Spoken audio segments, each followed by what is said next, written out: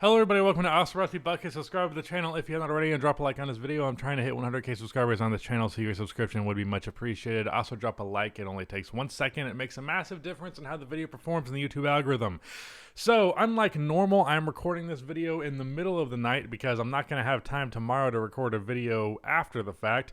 So I figured let's just talk about the game that just went down between the Warriors and the Memphis Grizzlies. In particular, I'm going to focus this video on one thing that really annoyed me. And I want to just throw this out there because we all know what I'm talking about, right?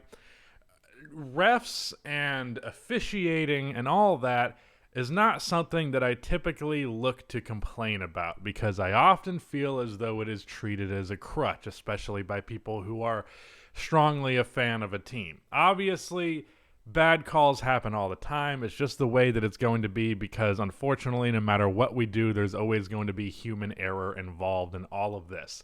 With that being the case, I'd like to give a little bit more leniency towards refs than you would typically expect from most NBA fans. And I guess that level of nuance is kind of to be expected more of someone who's in my position as like a commentator, whatever the hell you want to call whatever it is that I do that pays my mortgage. But at the same time, as a fan of my own team, I can let it get the best of me, so I understand that. But the reason that I'm giving you all of this caveat is there was a stupid call that happened today in the Warriors versus Memphis Grizzlies game. Happened in with a minute 31 on the clock. It was something like that. It literally just happened. The game finished. The Warriors won, so ultimately inconsequential. But it's more significant than just how it can sway the result of a game. Where my issue lies is not actually with this ref specifically, because as a lot of people pointed out, this is a rule. What Steph did, if you are not aware, if you're living under a rock, well, I guess it did just happen, and post-game recaps are for people who didn't watch the games, but also, look, I don't know, man. Anyways, Steph threw his mouthpiece, and I think he was just trying to throw it out of bounds towards the bench. I'm not exactly sure where it was targeted at, but I think it either hit the ref or went near the ref, and it definitely went out of bounds, and that triggered him to eject Steph. Now, I think it's perfectly reasonable to call something on that because the argument is to be made like, you know, what if he hit the ref, then he just threw something at the ref? If he hit a fan, then, you know, cool. I mean, it's a Warriors fan in this instance, so they would probably worship it, and probably it's worth something because people are weird and they think an athlete put his mouth on this, so now it's worth $1,000. But anyways, one way or the other, I think it's ridiculous for that action in particular to result in ejection, and especially given the context of it being in a really close game. Now, I understand that, you know, what situation does it matter? The call is the call and all that. And I understand that the ref is just following the rules, so I'm not mad at the individual ref. But that rule needs to be changed to, if you want it to be a, you know, technical, cool. If you want it to be thrown out of the game, I think that's ridiculous. I think the bar for being thrown out of a game, it has to be one that is heavily scrutinized and one that is very high, because we see stuff like this happen often. I mean, the most notorious example from history, of course, would be, I don't remember the name, it was that bald white dude, but he got Tim Duncan out of there because he was laughing on the bench. Ejected for that. And I don't think the refs should have the power to just decide something like that. Like, it's up to me whether or not this game goes the way that it does. Because in terms of calls that you can make to sway the result of the game, a team that at the time was a 2-point deficit, was about to be tied, that situation with a minute and a half to go, nothing you could do to worse affect the game for the Warriors than take Stephen Curry out. No other call is really going to change things as dramatically as that does, unless we're just getting into like a ridiculous territory here.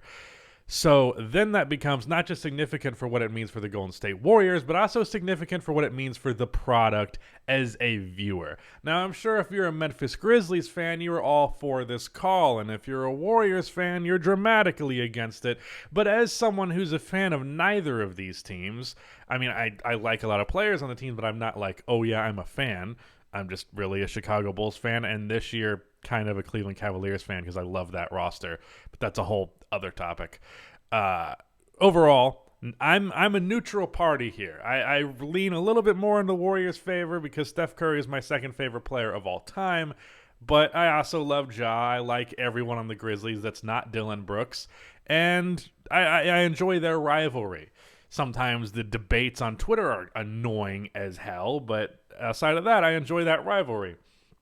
So as a fan who's watching a close game between two teams that I don't root for, but as a basketball fan, I still want to watch and enjoy, seeing the best player get thrown out really turns me away from the game. And if you're especially trying to appeal to a wider audience, the best way you're going to do that, especially in this instance, is through Stephen Curry and through the team's best players. If you throw out the team's best players, the product gets significantly worse.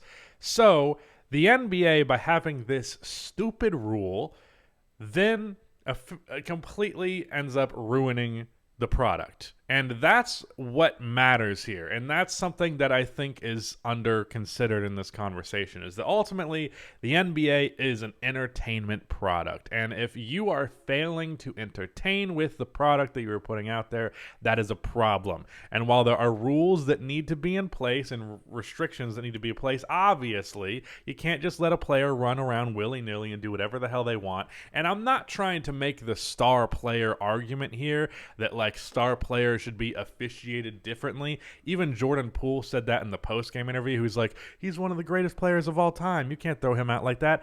I don't care if that was Anderson Varejao, okay? Throw him out of the... Do not throw him out of the game. You know what I mean? Sorry for the random shot, Anderson. But a mid-ass to bad player, throw that guy out just as much as you throw a star player out, or moreover, don't throw them out because it was a dumb reason to throw a player out.